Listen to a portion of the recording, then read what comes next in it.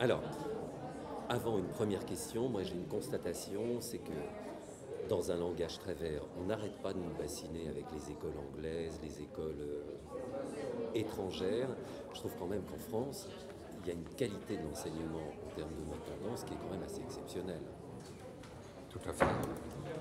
Tout à fait, parce qu'on part du savoir-faire. Nos écoles ne viennent pas, comme les écoles anglaises, des arts décoratifs ou de l'art contemporain, comme à Bruxelles et ailleurs. Ce sont des écoles, en particulier celles où vous êtes actuellement, qui sont des écoles qui appartiennent à la profession et qui ont toujours privilégié le modélisme, le travail en 3 dimensions, plutôt que le dessin, et le modélisme est quand même dans le savoir-faire français quelque chose d'absolument essentiel. Madame Gray, Balenciaga, Courrèges et Ongaro, etc., avaient un savoir-faire sur le tissu qui est absolument peu développé dans les écoles de style et les écoles de design où on s'occupe de création et très peu de technique. Donc on n'a pas peur de dire que nous formons à moitié des modélistes et à moitié des stylistes, encourageant les créateurs dont on n'est pas totalement certain à aller vers le modélisme qui est recherché dans le monde entier et qui est incidemment très bien payé. Alors Stéphane Varnier, avec lequel nous nous entretenions tout à l'heure, nous disait qu'aujourd'hui c'est une vraie tendance, c'est-à-dire que plutôt que de... Les créateurs de mode, leur création aujourd'hui ne se réduit pas à une ostentation, à des modèles absolument extraordinaires, mais qu'au contraire, il y a une vraie mise en avant du savoir-faire. Et c'est là où la France a un véritable enjeu à jouer sur le marché international.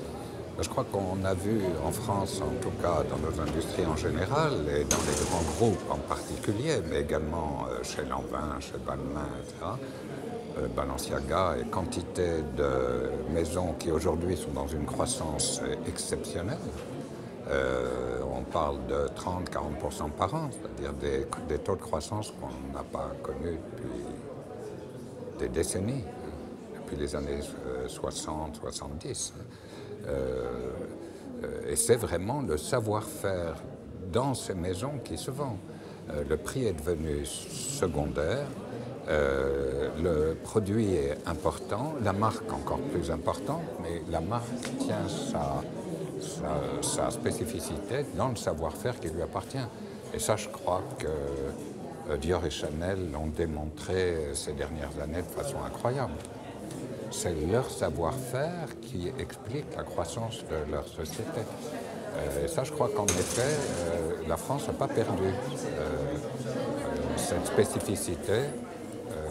Et je crois que c'est en particulier le succès de cette école ici. Alors, dernière question, qui, pas une question, c'est encore une constatation. Ce dont on rêve, c'est qu'un jeune qui sort de cette 4e année arrive à financer son entreprise et fasse fabriquer en France. Alors, d'abord, comme vous le savez, on a toujours favorisé les nouvelles marques uniquement parce que toutes les marques de luxe et de création que vous connaissez ont débuté leur carrière comme les marques émergentes d'aujourd'hui. Même Mademoiselle Chanel vendant ses chapeaux dans une petite boutique ou Madame Lanvin dans un petit atelier du Faubourg Saint-Honoré ont commencé tout à fait en bas de l'échelle. Donc c'est vrai que c'est extrêmement important pour l'industrie française d'avoir des marques qui se développent en ce moment, parce que les marques, elles n'émergent pas parce qu'il y a du talent, mais parce que le marché en a besoin. Tous les 15 ou 20 ans, vous avez une génération de marques qui arrive en grappe. Et on est dans cette phase actuellement où, effectivement, dans la mondialisation, il y a besoin de marques créatives, tout simplement parce que le marketing, dans un monde sans frontières, n'a plus de sens.